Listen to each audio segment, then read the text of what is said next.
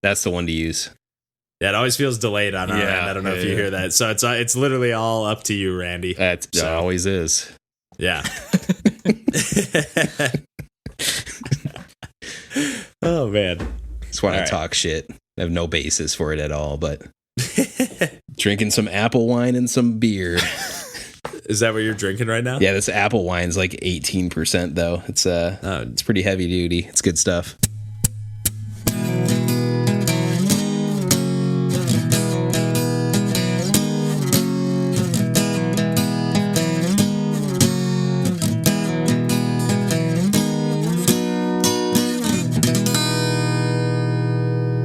Hey everybody, welcome to episode 6 of Pursuing Pixels. My name's Kevin Portelli, and I'm here today with Randall Nolery. Hey everybody.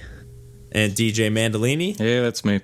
How are you guys doing today? And, how are you guys doing today? I'm doing great. I was talking to the audience for a second, and then now I'm talking to you guys. We've had a couple drinks. Yeah, I think we all have. Falling asleep at the wheel here. All right. Oh man, yeah, a little rough start. Back to square one here, but anyways. Jeez. So this week we're gonna tackle a little bit of a newer game. I think we just get right into it, right? Let's do it. So yeah, we tackled the newer game. This game is from here. I jotted it down here. From one notable name. I don't know if you guys are familiar with Bennet Foddy at all. And then Gabe Cuzillo and Matt Boch or Boch. Boch, yeah, he's the composer. Yeah. Oh, okay. He's okay. I was wondering what because Bennett. I knew Gabe Cuzillo was the developer, like the game designer, and then Bennet Foddy did the visual design. But I know he's done some game development of his own. He did QWOP. And Getting Over It with I think the game is literally called Getting Over It with Bennet Foddy. You're familiar with these games, DJ? Oh yeah. Okay. I've seen a donkey video on Getting Over It.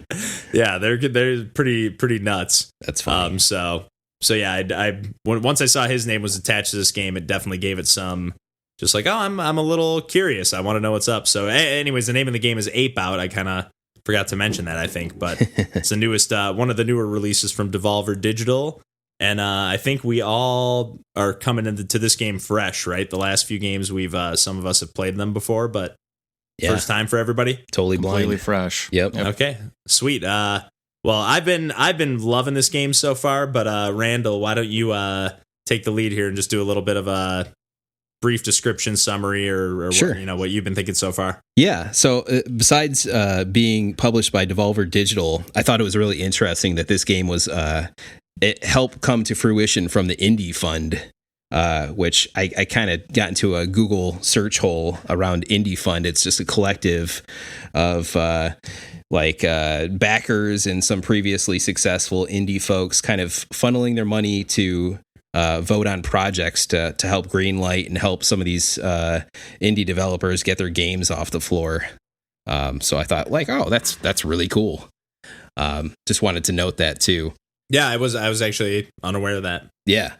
But getting into Ape Out is very kinetic, almost like frantic in its action. Like I'm feeling like my pulse go up as I play this game once you get into a rhythm on this. But you play the ape trying to break out of, an office setting or a laboratory or kind of different scenarios that you're placed in. The levels are referred to as albums, and you'll legitimately see album art kind of front and back as if it were just a LP or something. And that's what you're selecting to start with for your scenario. And it kind of makes sense that it's presented that way because the soundtrack is such a big factor to getting into this game and the presentation of it all, in my experience. Oh, yeah. Yeah. It's a lot of drum beats and percussion that's just getting your blood going just to get into it and start smashing dudes against walls.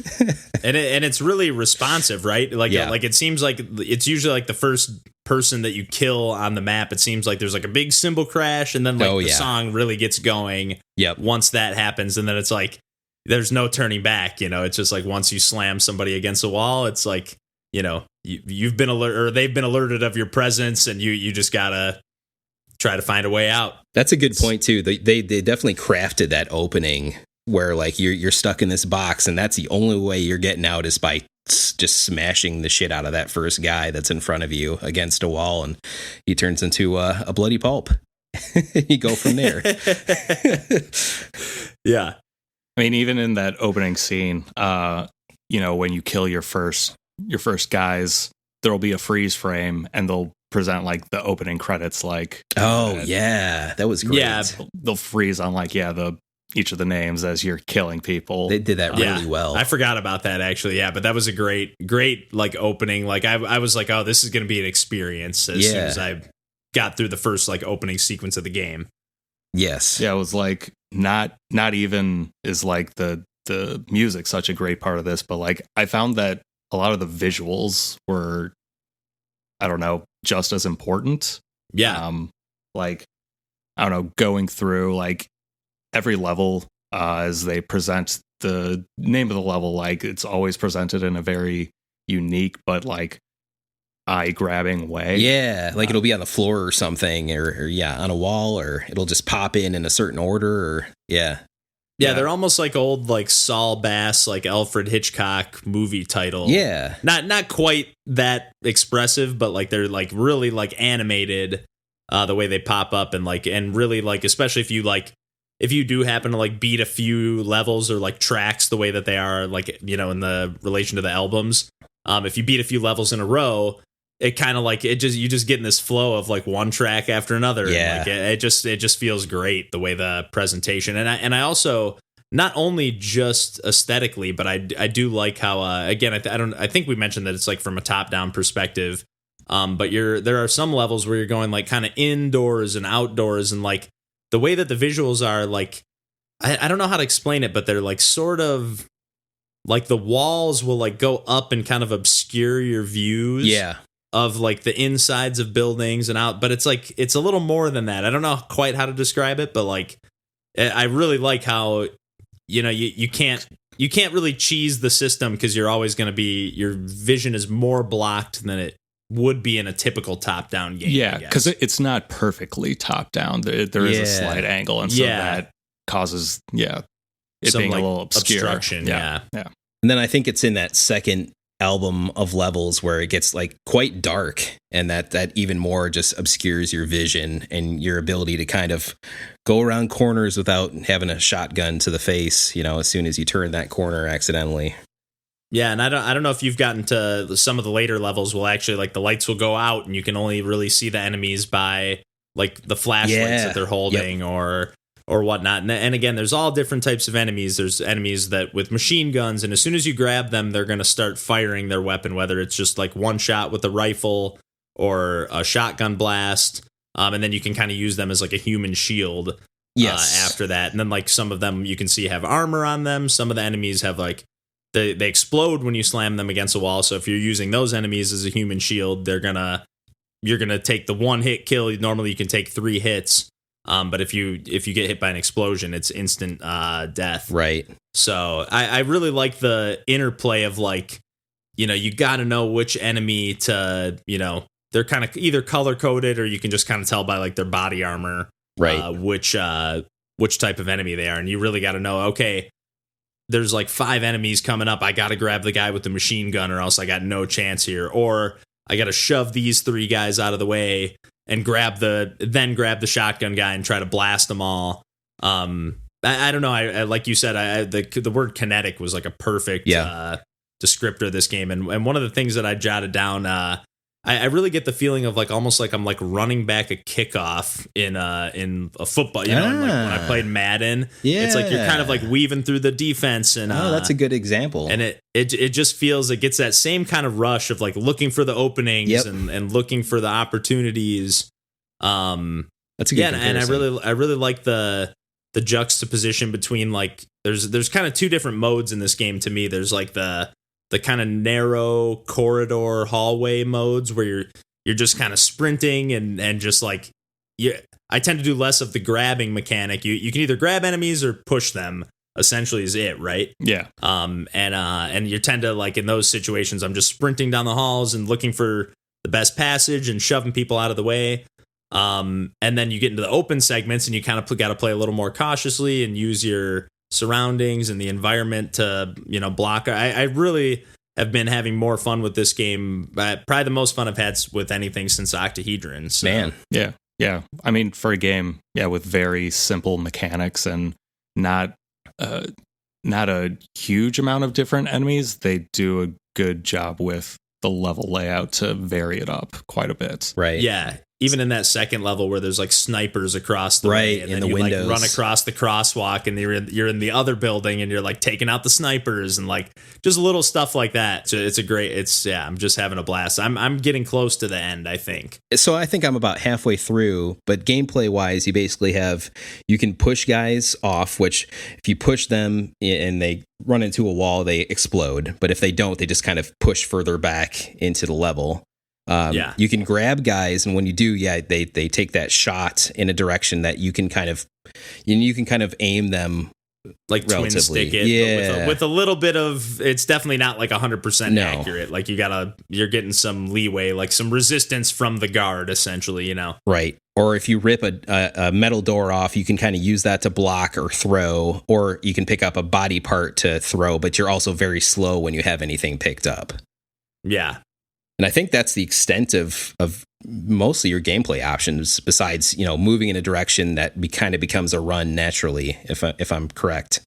Yeah, so it's really all level design. Yeah. And again, another thing that I jotted down is like this game just has like this like slippery momentum to it that a lot of I just like, when I really think about it, like a lot of the games that I love have that, like even like Celeste or Super Meat Boy or some of the, or even Super Mario World or Mario 3, like that. Yeah. It's not like this like stiff platforming. It's like you can feel the momentum and the gravity, and like I can't remember what I think we were talking about, at least for me, how it didn't really quite work in Sonic. I don't know. There's just something about that, like you're like a little bit unhinged, like you're never in full control of this gorilla. You're a little bit. It's like your back end will kind of slide out from behind you or something. It's like, but something about that feels really satisfying to like kind of weave and just barely cut around corners. And I don't know. I really I know I'm just saying how much I like this game. It does. Yeah. All the momentum there. And I found myself, as it got more and more difficult, which this is a difficult game in my experience. Oh yeah. But as it got more and more difficult, I found myself avoiding conflict and kind of cutting corners to make sure that they couldn't just train their shotgun or whatever on me the whole time. I don't know about you guys.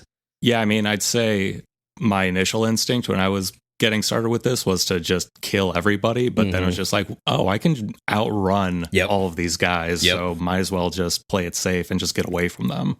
Know when you can, like, okay, it's easier to cut this corner than it is to take out these 4 guys in this room, right? And just leave them behind. But it is like still hard to make those decisions, because once someone sees you, you have about a second and a half to get to them or get out of the way, or else you're taking a hit. Yeah. Yep. And again, you only take 3 hits, and I really like how they design like the health mechanic. Basically, just like you have a little bit of blood dripping after you've taken 1 hit, a little bit more. That's like pretty obviously more, once you've taken 2, and then on the 3rd hit you're done. Yeah, I think the only time it's been kind of unclear is when you've got the guys with the flamethrowers. It's just like how much damage have I taken? Like, it kind of covers up. And once you take if you take a hit from the flamethrower, you kind of stay lit on fire for a while. And it's like, it's only 1 hit, but you're just kind of like, you can't tell if you're taking more damage. It's a little bit. But then that also adds like a new element too, because enemies will run away from you if you're coming at them. Yeah. I think I've been killed by a 1-shot explosive as well, for what that's worth. Yeah. Oh, yeah. I just recently came across some enemies with bazookas. So jeez. That was when I turned it off. I was like, time to take a break. I was playing last night and played for probably an hour and a half, and was just like saving clip after clip of just like narrowly beating these levels, and just like, again, like that. I think one of the 2 you mentioned, just like that pulse quickening. Just like, my heart was just like thumping, and it's that just like every time you die, it's just like, motherfucker. It's just like you want to snap your controller, but when you beat it, you're just like, yes. It's just like, this game really gives me like those just feelings that I just like, the best feelings I love about playing video games. I've really been enjoying this one. I've said that like 6 times now, but Just shows how emphatically you feel about it. yeah. The only thing I will say is it's a teach probably too violent for my usual tastes. Like I can deal with it, but it can get a bit gruesome at moments, I'd say.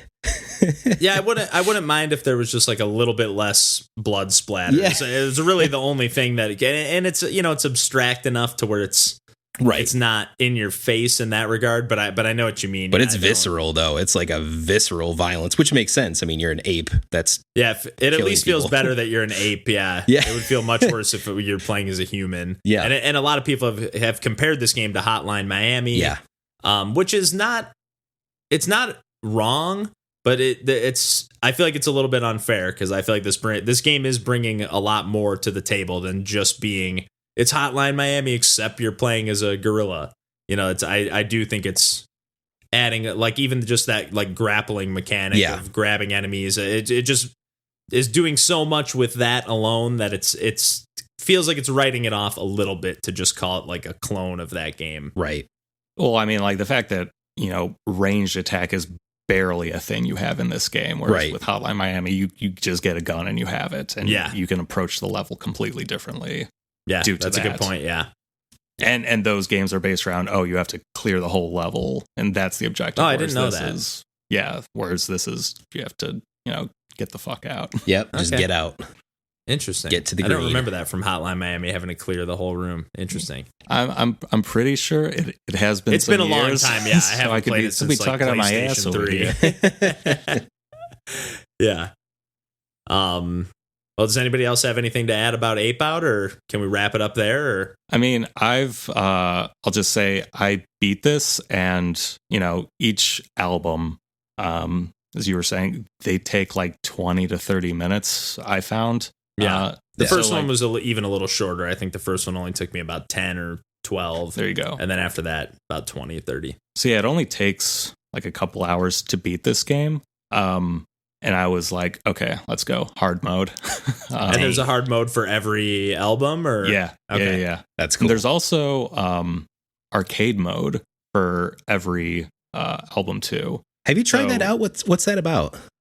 So with that, so you start at the beginning of an album and you're trying to go as far as you can through the entire album, and you rack up points based on how many enemies you've killed, how quickly you've hit each checkpoint, and how much damage you have taken by the time you reach those checkpoints. Wow. Okay.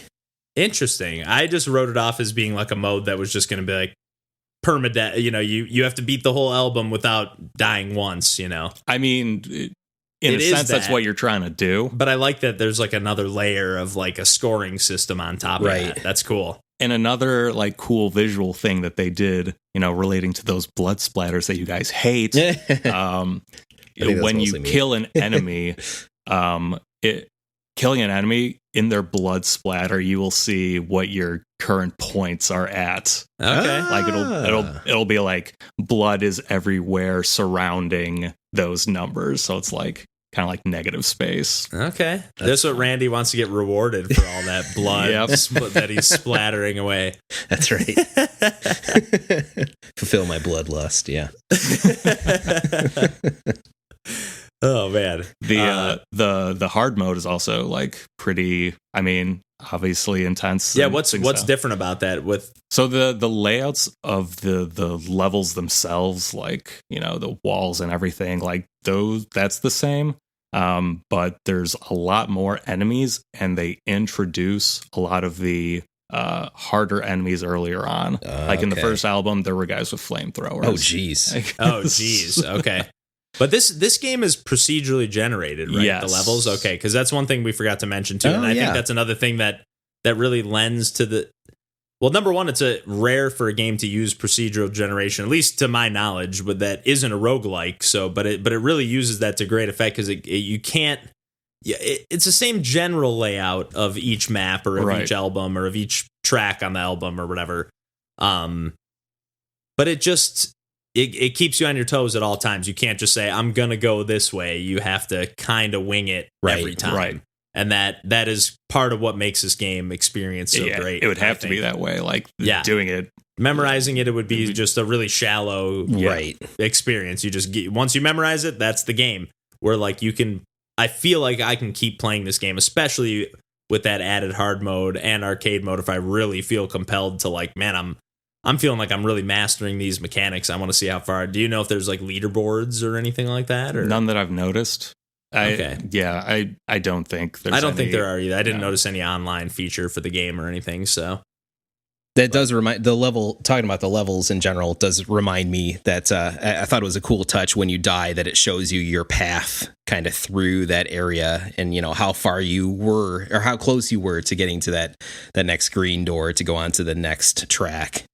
Yeah, it can be heartbreaking. You're just oh my God, I was right at the last second. Oh, yes. That happens a lot. Tons. Yeah. But man, I'm really looking forward to this being a game that I probably, if I'm able to conquer it, I probably will move on to hard mode and try to check that out and then probably dabble in a little arcade mode. I'm not going to try to beat the whole game without dying on each level or anything, but yeah, I definitely plan on checking out hard mode and maybe trying to even tackle that. Feels like the type of game that wouldn't be that they could have cool sequel ideas for to add just like one or two elements to really change it up for a potential sequel's sake. I'd be excited for that. Be excited for the new songs. Like the soundtrack is unlike anything I'd ever heard in a video game. No doubt. Yeah, it's got a little bit of that Birdman vibe. If you ever saw Birdman. Same thought. And if not a sequel, I'd definitely be just curious to see what this Gabe Cuzillo or Cuzillo, this Gabe guy, definitely curious to see what he comes up with next. So yep. All right, well, moving on from there, who wants to go next? We've all played a couple of other games this week, so anybody feeling overly compelled? I'll go. DJ is compelled. I've only the power of Christ compels you. I've only really played one other game this week. Surprise! It's one of those PS Plus free games. I think it was maybe a few months back. This game called Onrush, developed by Codemasters. It was out on PS Plus for free. And it's like hard to describe. Like some call it like an arcade racing game. Some called like a combat game. Like basically what you're doing is you're playing 6-on-6, and there are 4 different game modes. There's Countdown, where each team has like a clock that starts at 30 seconds and it's constantly counting down, and you have to drive through these gates to keep adding time to your team's clock. So it's trying to, see who can maintain their clock the longest. So like old school, like arcade racers, basically, where you're just trying to make it to the checkpoint in time. Right. And that's the most down with that. Yeah. That mode is the one that's most akin to racing. The others focus on the aspect of the game where you can just slam into other cars and make them crash. And that plays a role in Countdown. An easy way to make someone miss the gate is to kill them. Right. That stands to reason. Yeah. There's one mode called Switch, where everyone has like 3 lives, I guess, and you start out as in the weakest vehicles, like a couple motorcycles, and as you're doing laps around the course, you're trying to take out other people's lives, make them crash, and when someone crashes and loses a life, they then respawn as the next heavier group of cars. So how many different vehicle types are there in the game? There are 8 different vehicles, and for this mode called Switch, there's like 4 different tiers. Okay. So you start out with the 2 weakest bikes, then you move up to the cars that are the weakest but stronger than the bikes, then the next tier of 2 cars. And then if you lose your last life, then for the rest of the game, you're just in these huge buggies, and like your role is just then to try to make the other team lose the rest of their lives, while whoever's left on your team that has lives, like, you want to make sure they don't die. Okay. That's kind of cool, though. It keeps you in the game. You know? Yeah, for sure. Couple other modes, like a big part of this game is the fact that there are also NPC vehicles doing laps around the course with you guys too. And the reason that they are there is because by, crashing into them or making your opponents crash, or just by landing a huge jump, you build up boost, which you can spend to, go faster, which, helps you then take out enemies more easily. Right. And the more you boost, you build up this rush meter. And once that's completely full, you get to go into like super overdrive mode for like 10 seconds, where it's just you're really fast. Like basically anything you run into is going to die. Like, okay, there's some, different effects that different cars can have. Like some will, leave by like a fiery trail behind them when they do that, or something like that. There are little differences between the cars and how they, use their rush and boosting abilities. That's cool. Okay. Speaking my language, I'm also like you, like not typically a huge racing game fan. Like I'm here and there, but like this sounds like it's definitely throwing some interesting elements. Are you playing online with other people, or are you just playing with computer? They do have an offline mode, but like it is, focused on multiplayer, really getting you ready to do multiplayer. It's focused on the multiplayer experience. Okay. I don't know. For me, it's been it's almost like picking up the game to play Rocket League, like just something I want to pick up and play for maybe an hour or so. Just play a bunch of matches. That's what it sounds like to me too, is like, just like I got an hour to kill or whatever, and like I just want to throw a podcast on and play something like not necessarily mindless, because it actually sounds like there's some like cool strategies or some cool, pretty engaging. Yeah.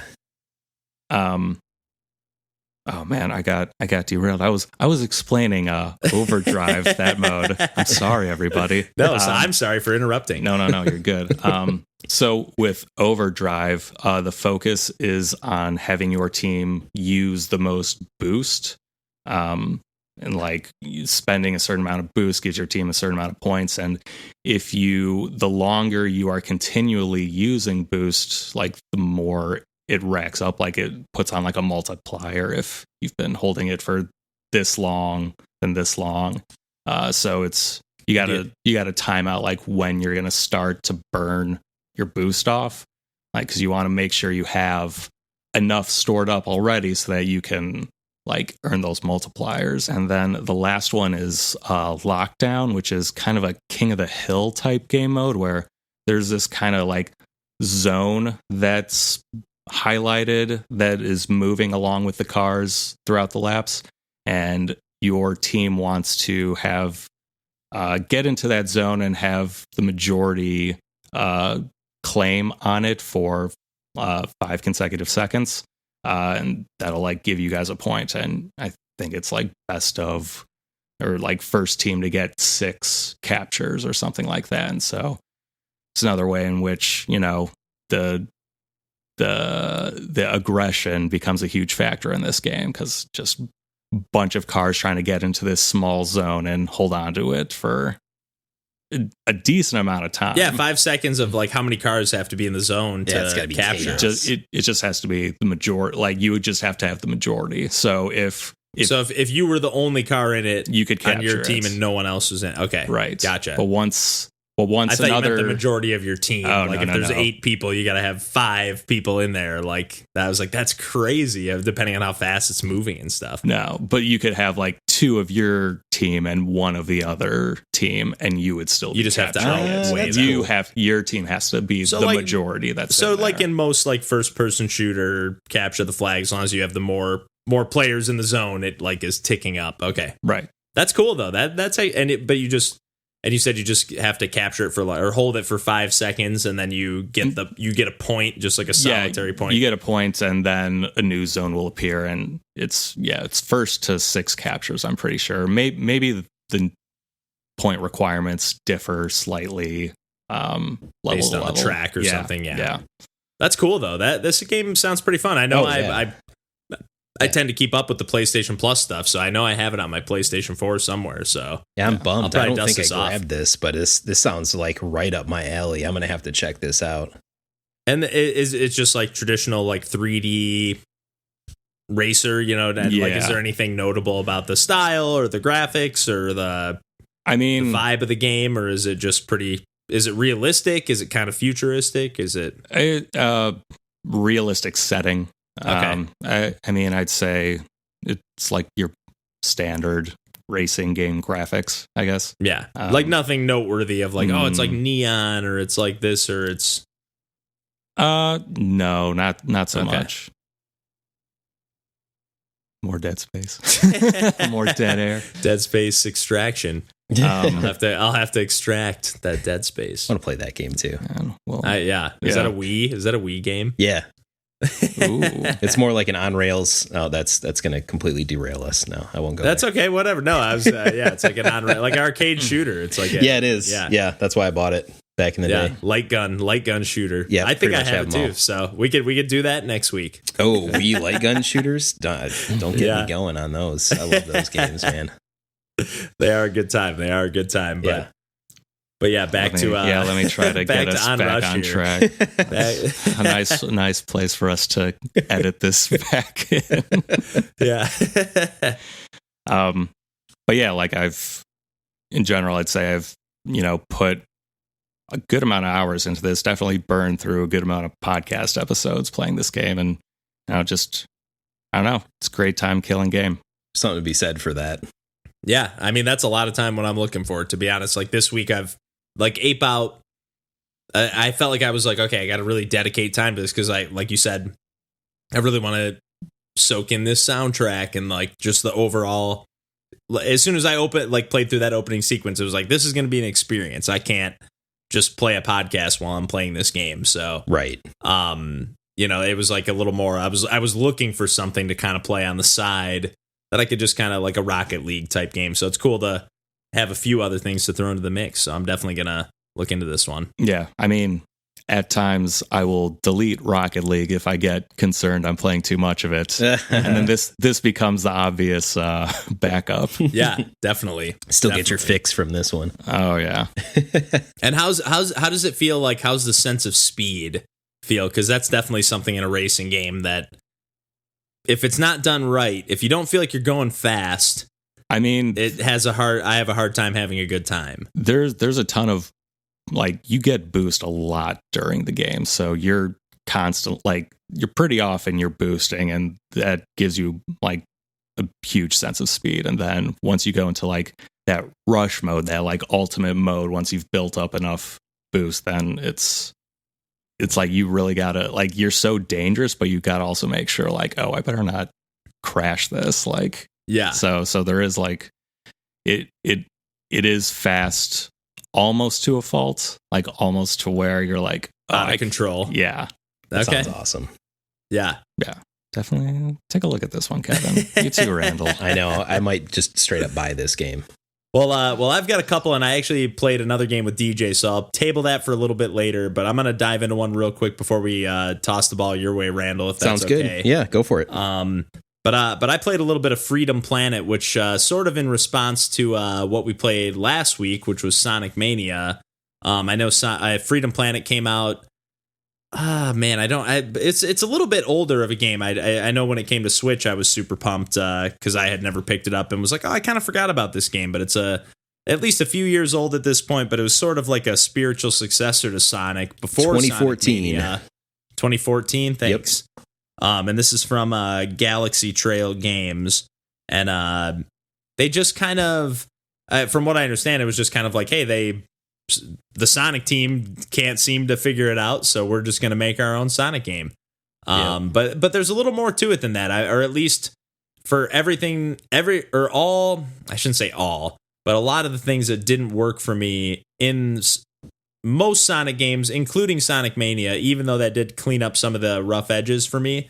But just having like an actual dedicated attack button in this game, and being able to do kind of like a double jump, and you can do like an uppercut when you're standing on the ground. You can do like a dive kick, or like a standing kind of diagonal drop kick in midair. Nice. Just adding all those moves to the move set or to your repertoire, you're just able to actually run through these levels at like top speed, and they really do a good job of like the bumpers you hit. I mean, it is like straight up ripping off Sonic. Like you're hitting these springs that shoot you in the direction, but like they're laid out in a way that really feels like I really felt like I was just running, like speed running through the levels, even on my first playthrough.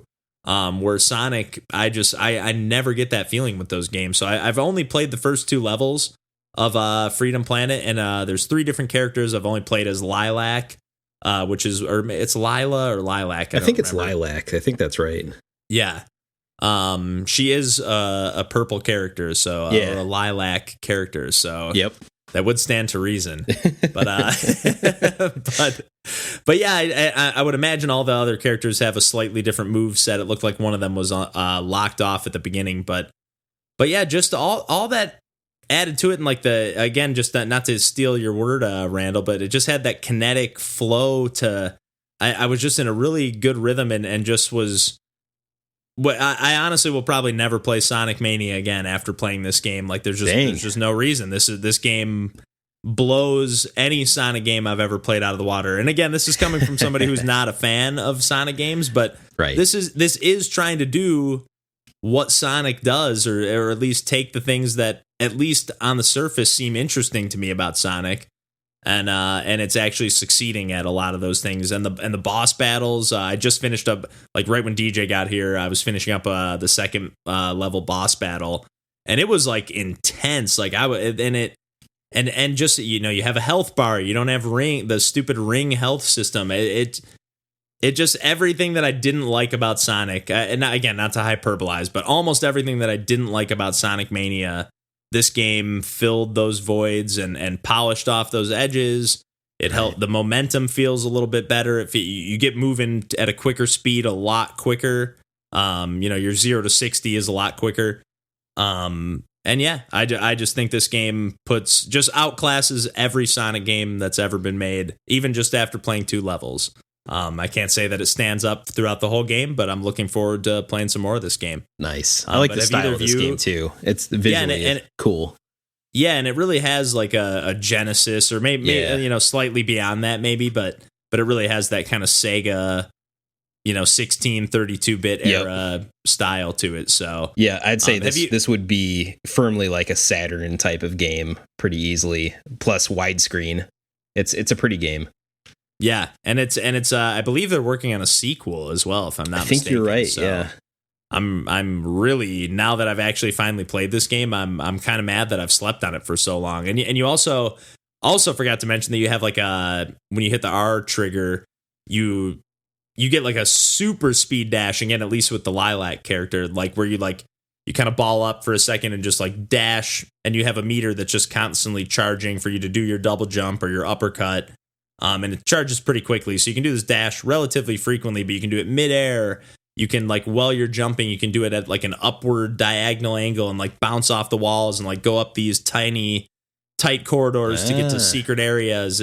It really lets you actually explore the map and like feel good about moving around. Again, I know people love the Sonic games, so I'm not just sitting here trying to bash on those games, but I just, for me, it's doing what Sonic does, but it just feels better to play. So I don't know what else to say about it other than I'm really enjoying my time, and I'm looking forward to getting deeper since I've just seemingly scratched the surface. And one nice thing is I think there is like a pretty extensive amount of like cutscenes and whatnot in this game. But you can pick either adventure mode, which includes all that, or classic, or either arcade or whatever they call it mode. which is literally just the levels of the game and nothing else. Love it. So I am playing on classic mode. Nice. Although you do get to see the king's head get chopped off in the opening cutscene, which is kind of cool. Wow. While his son watches. Jeez. And it's all voice acted, which is a little off-putting. So yeah, I just kind of was like, the voice acting wasn't terrible, and they're going for like that all-in like kind of 80s vibe. But 80s like arcade self-aware, vibe. It's they're going for something for sure. But I was just like, I just want to play the game, so I'm just playing the classic mode. But have either of you, DJ? I know you watched me play a tiny bit, and I think you played the first level. Yeah, you let me play that first level, and I forgot about that. I agree with everything you've said. Do you know what the public reception to this game has kind of been like? Do you think they're pro this against Sonic games, or I guess I've never heard any or read any like direct comparisons between the two, other than I just knew it was supposed to be like a spiritual successor to it. But it does seem to be a game that's just kind of been forgotten, even though it was like, I think it was a Kickstarter game, if I'm not mistaken. It got its funding goal and everything, and I could be wrong about that, but it was definitely a game that was like on the radar. People were hyped up about it before it came out, but it just seems like it kind of came and went. And maybe that's just the nature of there's just so many indie games coming out now. I mean, that's a shame because I really liked it. Yeah. If Sonic games were like this, I'd play them. Yeah, it's going to have maybe a second lease on life here besides potential sequel. It just got announced today, actually, that there's going to be a physical release. So that'll put a spotlight back on it when the time comes. Yeah, there's definitely, it seems to be like, do you know who's putting it out? Limited run. Okay, I was just going to say, it seems like a few of those like publishers that are putting out physical copies of games have like their kind of just fan bases that are just, they have their ear to the ground to see whatever they're putting out. So, could shed some new light on that game. So there'll be an audience. Have too much else. Yeah, I don't have too much else to say about the game, but again, I've only played the first two levels, which are kind of broken up into. I would imagine maybe in the full mode, there's like little cutscenes in between each or something, but it's broken up into kind of 3 or 4 different acts, a la Sonic zones and acts and all that. But they're a little bit longer than that. Each level was like 10 to 20 minutes, kind of like Ape Out, at least in the first 2. But yeah, just having a blast playing this game and looking forward to getting back to it. So if anything else new comes to light, or if I play as any of the other characters or anything, maybe I'll touch up on this one in the future here. But Randall, since we've been hogging the mics over here, why don't you talk about what else you've been playing? Unless you had anything to add, because I know you've played a little on the Wii U as well. The first thing I've got to add is to reiterate that Sonic Mania is good. Having said that, yes, I did play Freedom Planet a little bit on Wii U when it came out, but that was years and years ago. So I'm kind of... You talking it up and gushing over it, and having just recently played through Sonic Mania again has me really curious to fire up Freedom Planet and see what that was like again. I think like you, I had picked classic mode because I wasn't that interested in any of the cutscene stuff, but I feel like I had only made it a few levels in before something new and shiny came out that distracted me again. So yeah, I'd like to check it out. Yeah, that's always the ordeal. Yeah, it's always something new to play. So even on Wii U. DJ's still waiting for that Shovel Knight final package. It's treasure trove. One thing that's keeping me from selling my Wii U. I refuse to rebuy Shovel Knight. Really, Shovel Knight's so good. Just give more money. Yacht Club Games is great. I should. They give you so much free content. Come on. Yeah, they are great. But I'm a miser.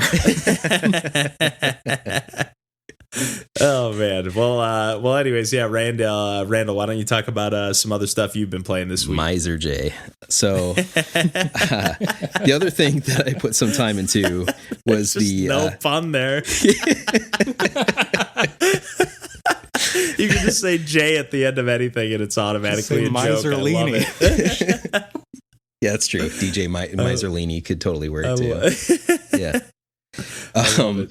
The other thing that I put some time into, actually beat this game, Battle Circuit, which is 1997 beat 'em up from Capcom that was part of the Capcom beat 'em up bundle that got released last year on, I think, all current generation platforms, but I was playing it with Tina, my wife, on Switch.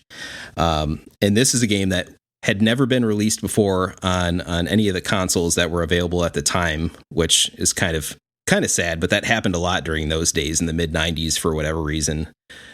Companies like Capcom and Konami would make these incredible arcade beat 'em ups like this, or like Alien vs Predator, or there's a bunch of games like that. So sweet. I know, Alien it's amazing. Predator looks so sweet, so good, right? Yeah. And there's a bunch of them like that. Even Sega, there was like a Golden Axe game, Revenge of the Battle Adder, I think it's called. It's amazing. It's the best Golden Axe game, but they didn't release it on Saturn for whatever reason. But it just happened a lot during these like mid 90s days. Maybe there's just too many games. I don't know. But Battle Circuit kind of got lost in the mix, and it's sad that it was, because it's a lot of fun. The graphics are great. They kind of have that 32-bit style to it. There's 5 different characters that all feel distinct. Tina and I settled on a couple of characters. One's called Cyber Blue and one's called Yellow Iris. Yellow Iris has this little kind of squirrel fox following her around that helps her do special moves. But these characters kind of reminded us the most of Axel and Blaze from Streets of Rage 2. Okay. So, and we love Streets of Rage, specifically Streets of Rage 2. It's fantastic. Oh yeah, fantastic. Endlessly replayable, and getting some of those vibes. Obviously, things like the soundtrack were not nearly as good as they are on Streets of Rage, but the way the gameplay flowed just kind of had that feel to it. It's a 4-player arcade game. It's got online capabilities, which is awesome. Something they didn't have to do, but they did. Is that throughout that? I'm assuming that's throughout the whole beat 'em up bundle, like any of the games. Any of the I believe it's 7 different games in that bundle. All of them have online play, and it includes things like Final Fight and Knights of the Round, King of Dragons, really good beat 'em up games, most of which came out on kind of like Super Nintendo, Saturn, PlayStation era. But yeah, Battle Circuits, the characters otherwise, there's kind of like off the wall things like a lady that rides an ostrich, another character that's like an alien, and like I said, they all feel distinct, different gameplay abilities. But yeah, it's a beat 'em up. You know what you're getting into. You can beat this thing in, I don't know, 30, 40 minutes, but it's something you play with, got a few beers and just kind of mindlessly having fun, just playing through the stages. The thing that makes this distinct, besides how good it looks, is you're picking up these coins as you're going through the stage, which then you can use between stages to upgrade your different attack abilities. Which is kind of a unique thing in that space. You don't see a lot of abilities usually that you can upgrade in most of these type of beat 'em up games. So I thought that was interesting. I mean, it doesn't change that much. You're just trying to find different ways to beat on these samey characters, but it's fun. What's the theme of the game? Like, what's the setting, or is it similar to Streets of Rage 2, where you're just kind of all over the place? Or are you like, I don't know, you know what I mean? What kind of characters are you playing as? Or yeah, so there's a lot of like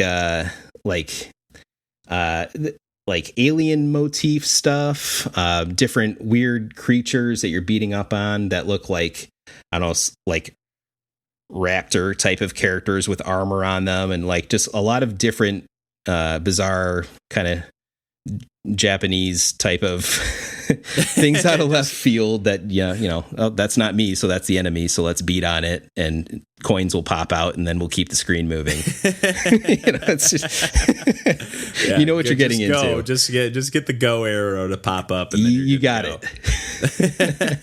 Okay, cool. I've never heard of this game before, so I was just kind of curious if it was like, is it a medieval setting, or is it a Wild West or whatever? No, mostly space / kind of like, I guess, modern backdrops, but everything's so bizarre that's not necessarily even the focus. But yeah, it's a lot of fun. It's well crafted, and it's unfortunate that it didn't get a home release, because I think if it did, people would be talking about it in the same vein that they talk about some of those other big beat 'em ups like Final Fight and Streets of Rage. Yeah. Yeah, there's definitely I've never really found a rhyme or reason as to which games catch on and which, obviously stuff like Turtles in Time or the X-Men or Simpsons. Yeah. Those are obviously going to catch on just because of the franchises that are attached to them. But I always have found that interesting is like these Knights of the Round. Like, why does that game catch on as opposed to, something like this, Battle Circuits? So, yep. I think that's a major reason why, because kids could get their hand on that cartridge and they couldn't for Battle Circuit. Yeah. But now they have the opportunity to correct that, and it's just cool that Capcom was willing to go in their back catalog to put together a kind of pretty sprawling collection with this for, I think, $20 or whatever it costs. I think instead of just slapping together the same old, how many times have they released, even back to like the PlayStation 2 and even probably the PlayStation 1. Yeah. But I definitely had a bunch of Capcom arcade collections on the PlayStation 2. And it's, it's cool to see them digging out some stuff that they haven't put out yet. So, yep. Yeah. If you have the wherewithal, the knack to get into something that's a little bit weirder, a little bit more bizarre, but just generally just a fun turn your brain off, beat 'em up, I'd recommend it. Yeah, and the online is great because I don't think that's anything that's been featured in any of those previous Capcom collections. So that's an awesome feature. So. Totally, and definitely something that takes a little bit more effort to work properly. So I always appreciate that as an option. Yeah. Well, DJ and I had one more game that we were going to talk about this week. We played a little bit of the Swords of Ditto. Mormo's Curse, which is the new subtitle to the game. They just added a recent pretty big update. I guess when the game came out, it's kind of like a top-down, not roguelike per se, but it has like a permadeath, especially when it first came out. I think it only had a permadeath. That was the only way to play. And there was a lot of backlash against that. Just being that it was too difficult or just not well balanced. I don't remember the whole ins and outs, but I heard that there was this new update. And I think it was on sale, like right when it was coming to the Switch. That was when they were also releasing this new update across all platforms because it was previously available on PS4, Steam, Xbox, and all that. But it seemed, it tweaked the balancing and added in like kind of like a regular mode. It still has the permadeath mode if you want to go that route, but it's kind of like a top-down, comic booky, cartoony styles, Zelda game, I guess. Okay. And that does offer 2-player co-op, and it's not a roguelike. Nice. I think, like I said, but everything is like randomly shuffled around each time. Kind of. Why wouldn't it be considered a roguelike? I don't know. It doesn't have that. I don't know. I guess I haven't played it enough to really, but it doesn't have that same feeling of like going back to the hub world and like having like your upgrading items. You are kind of, but I guess I haven't really fully we haven't played enough for me to grasp how the mechanics are working. So. I don't know. I don't feel like I have any grasp on how the mechanics are working in regards to the overall gameplay. Yeah. I don't have any idea. So but it definitely, you unlock different characters that you can play as that have slightly different mechanics, and you get different stickers that you can attach to either your sword or your body or your armor or your head that give you different upgrades, extra damage during the day or extra damage during the night. That's kind of cool. I don't know. There's all kinds of different items and weapons and reveal power-ups. Where these dungeons are on the map or something like that. Yeah, and again, I didn't quite finish that thought, but like everything is shuffled around each time you play. So like I think it's the same set of general locations, but they're just all shuffled around differently each time you play. And I think from what I've read, you have 3 days to you're trying to defeat Mormo, which is this like witch of some kind. And she will continuously level up as you play, as you do as well. So every time you level up, it'll show what level you're at and what level Mormo is at. And you have 3 days to just kind of like try to.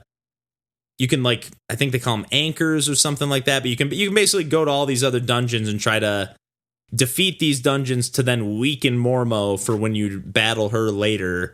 At the end of the 3-day cycle. So I haven't really fully grokked what is going on in the game per se, but I'm definitely having fun. Like watching some trailers, the hack and slash and combat mechanics look kind of sluggish, a little bit slow. But when you're playing it, it definitely feels nice. And there's a bunch of different, like we mentioned, there's like a bowling ball that just like steamrolls enemies, and a vinyl record that you throw that's kind of like a boomerang and bounces off walls, and bombs and mines, and all those. That's cool. Yeah, all the items are called toys. Yeah, toys. Yeah. Go ahead, and you have like a toy power meter and stuff like that. But yeah, the game's just super, almost to a fault, super cute. Everything is like they're almost trying a little bit too hard, but it's definitely well intentioned. They're a little too heavy on the dialogue, I'd say. Especially, you have like this helper Navi-esque character named Puku. But worse. If you thought Navi was bad. Oh no. This Puku and sometimes it'll be to pop up to like give you a pointer about, oh, this is gonna be this, but sometimes it's just like, oh, that just happened, and then he just goes away. It's like, what the hell was that? It does, especially, honestly, that's probably one of the few things that's making it not feel like a roguelike to me, because I'm not just diving right back in and just getting right back at it. It's like I feel like I have to soak something else in. And I don't know. Again, we've only played multiplayer. I've not played it all on my own. So I don't know if it would have been, because we just kind of dove right in playing the first time together.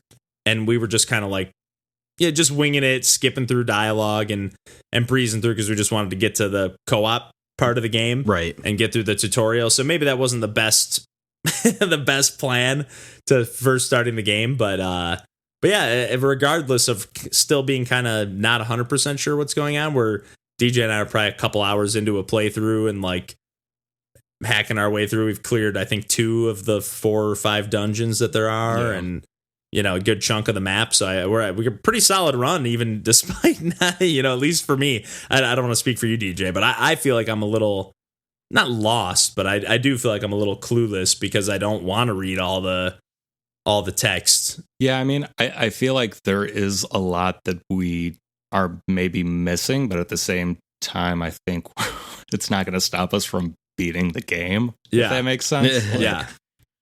I don't know. Like there's probably better ways we could be going about things, but I don't know. Or like a more structured way to go about it. But yeah, we're just kind of winging it, and don't seem to be hitting too many snags. But yeah, you got to pick up different health items, or different, it's like it looks like a coffee or something that recharges your like toy power juice. And the game's got a great soundtrack. Really, there's like a bunch of kazoo work in the soundtrack, which is pretty cool. It's just like really upbeat, chipper.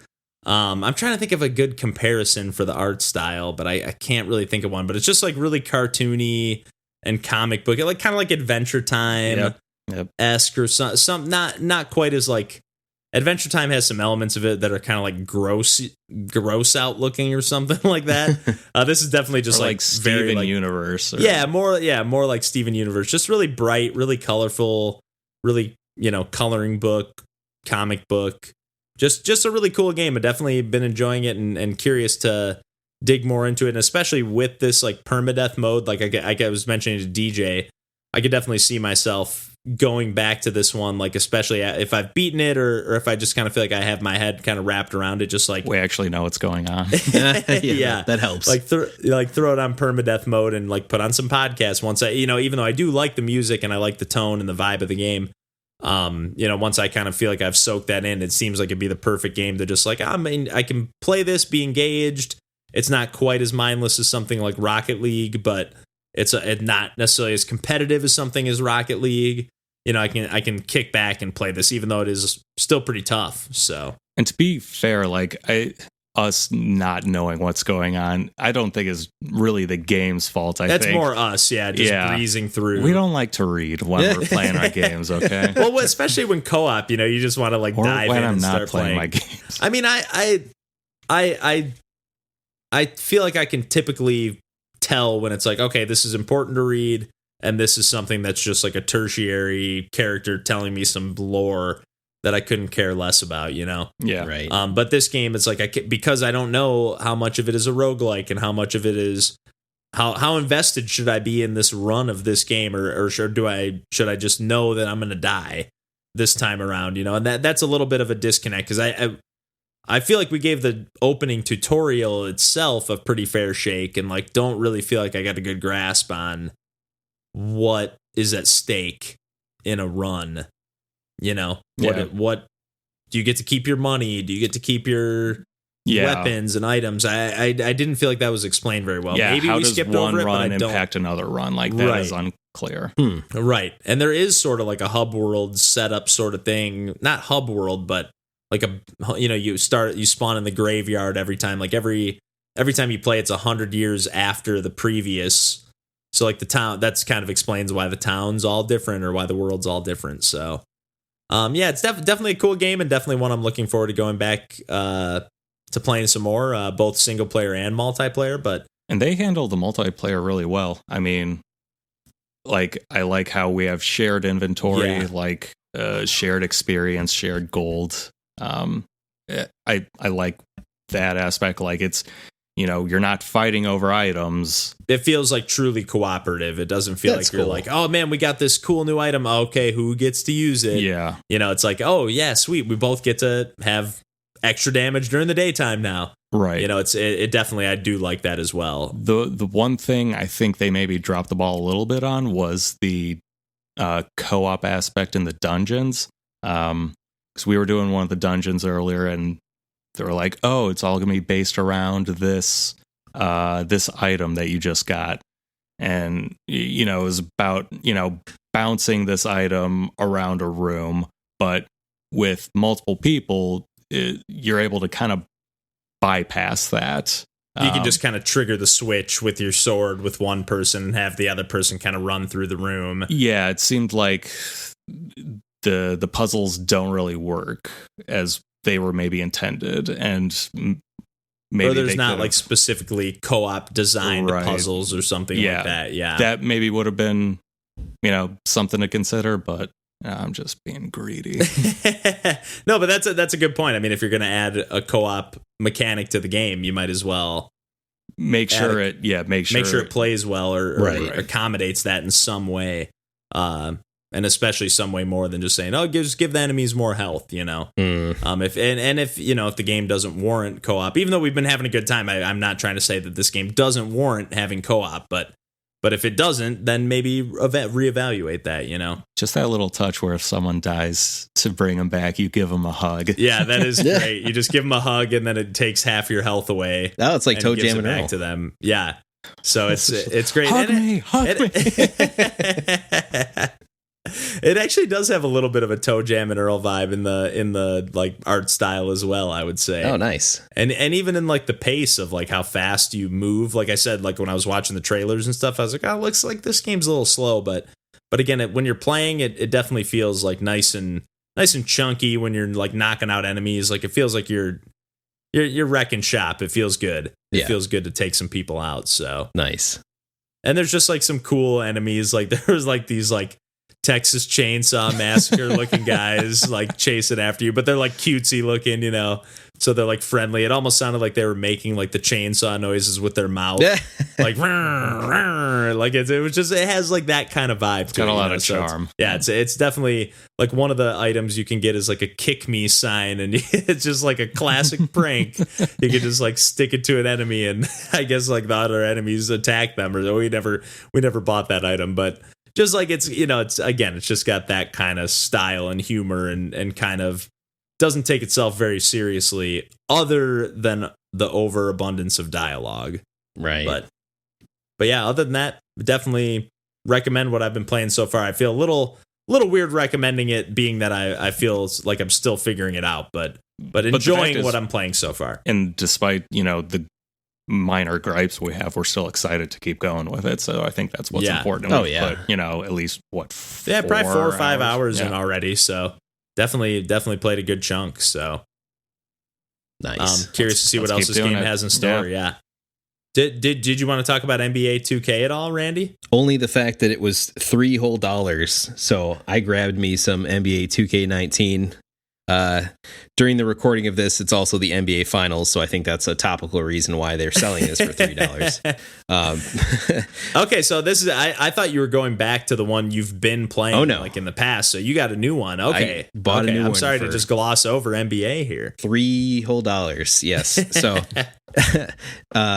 I got kind of into NBA Vortex last year when NBA 2K18 came out on Switch, which was the first version of NBA 2K that came out on Switch.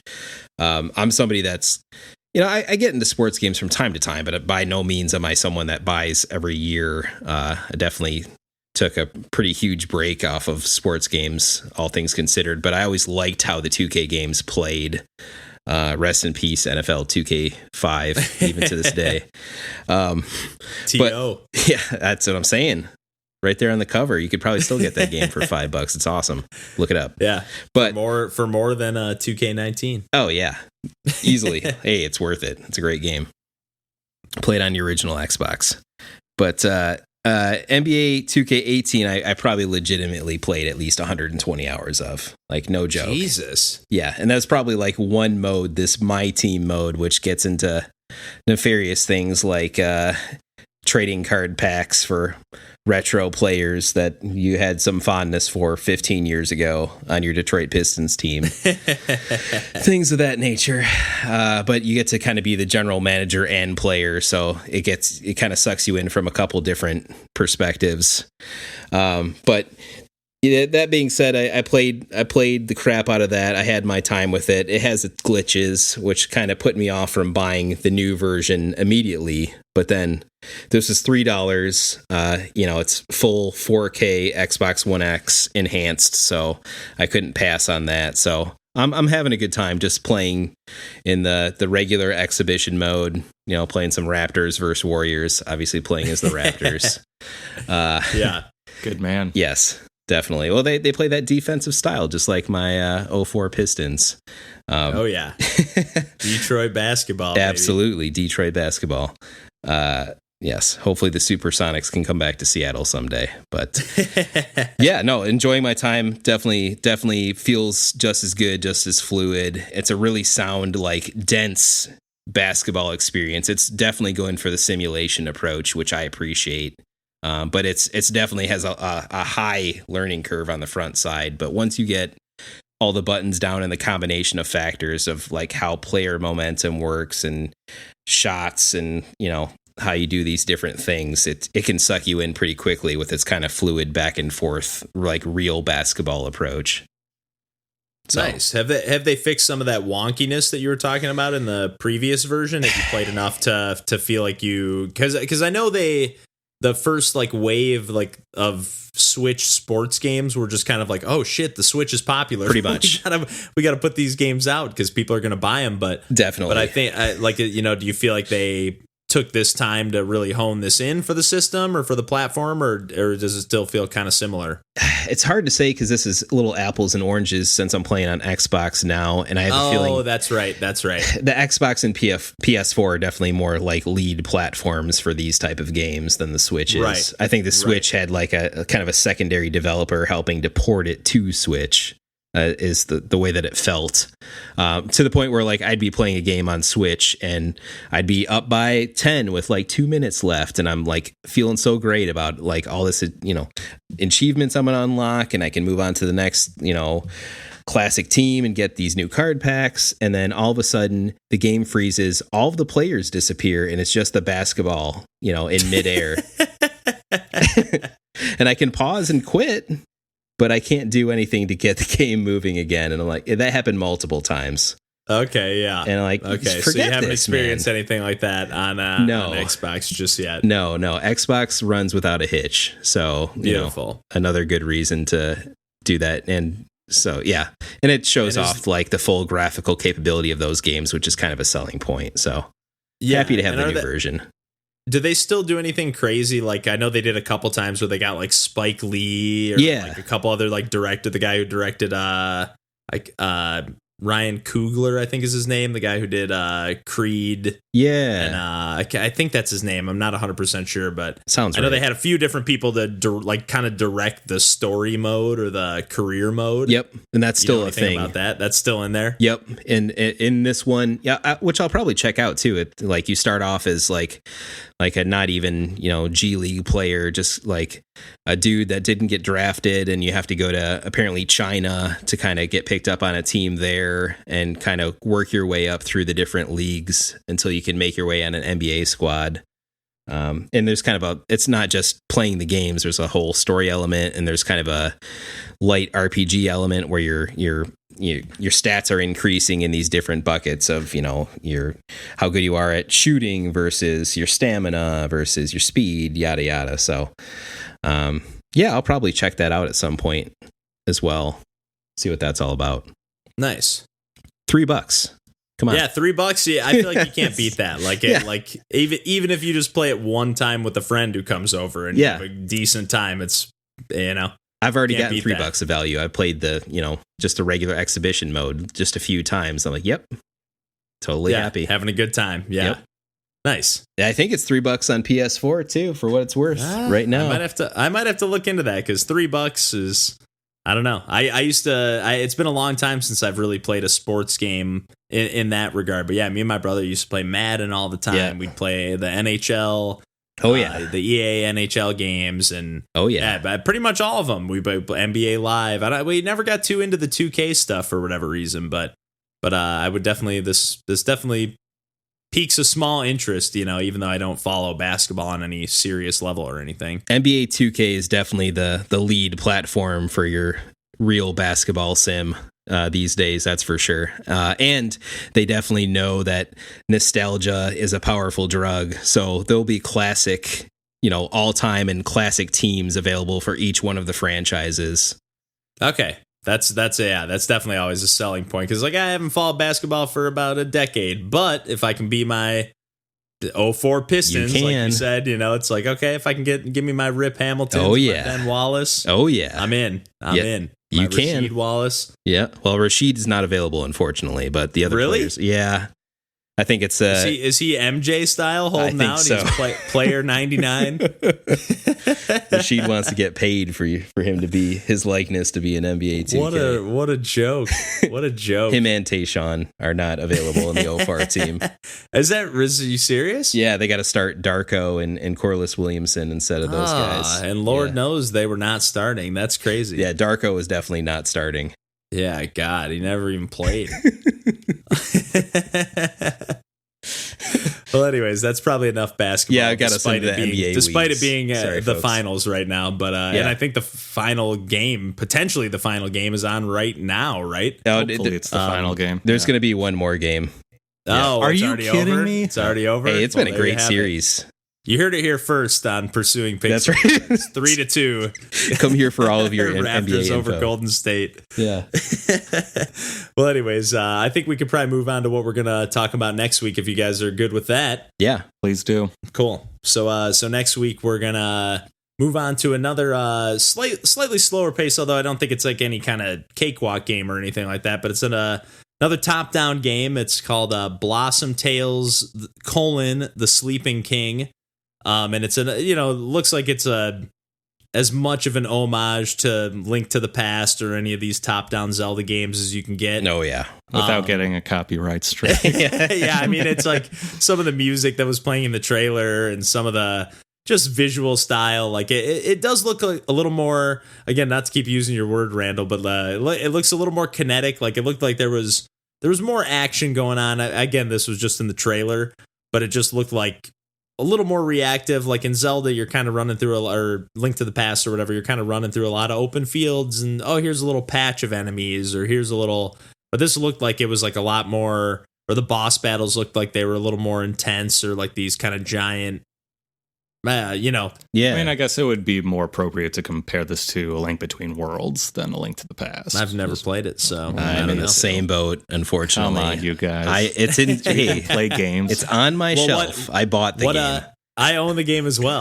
But why would you more appropriately compare it to that? Just, whatever technical limitations stopped it from being as fluid back then. Like, I mean, it's been a minute since I played Link Between Worlds, but there's definite upgrade, and I don't know if it's. I think it bridges the gap between Link to the Past and Blossom, but interesting, yeah, because this is just a side note. Yeah, it's definitely like it's got that 16-bit ish, 8-bit, 16-bit kind of style, but it's a little more fluid animation and everything.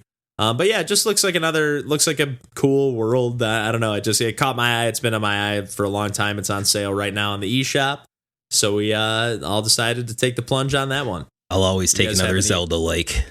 Yeah. And always curious to see if, again, this one looks like it's definitely paying some serious tribute, but always curious to see like what else people are able to bring to that formula and see if anyone's able to do something interesting. Because I mean, when you're just doing a top-down dungeon crawler, action-based, they can get a little samey. So I'm curious to see if this one can do anything unique to set it apart. Totally. And maybe it'll be like the Freedom Planet of Zelda games. Yeah, just hone in some of the, because even, to me, I know obviously a lot of people love A Link to the Past, but like I never have gotten into like that, the arc of like the swing, how you are like on like this 45-degree angle. Yeah. Like it just feels a little off to me. So maybe if this game is able to do something that feels a little more, that I don't have a better word other than just feels right. That just feels a little off or wrong to me, the way Link swings a sword in that game. I prefer the just kind of straight direct out jab. Yeah. Yeah. So yeah, curious to see what this game does different and brings to the top-down action RPG, Zelda, for lack of a better word, formula. For sure. I'm pumped. Let's check it out. Cool. Well, on that note, I think we can pretty much wrap it up there. Thanks for listening to Pursuing Pixels, and hope you all have a great night, great rest of the week, and we'll catch you next time. Take care. Good night, everybody. Bye. Night.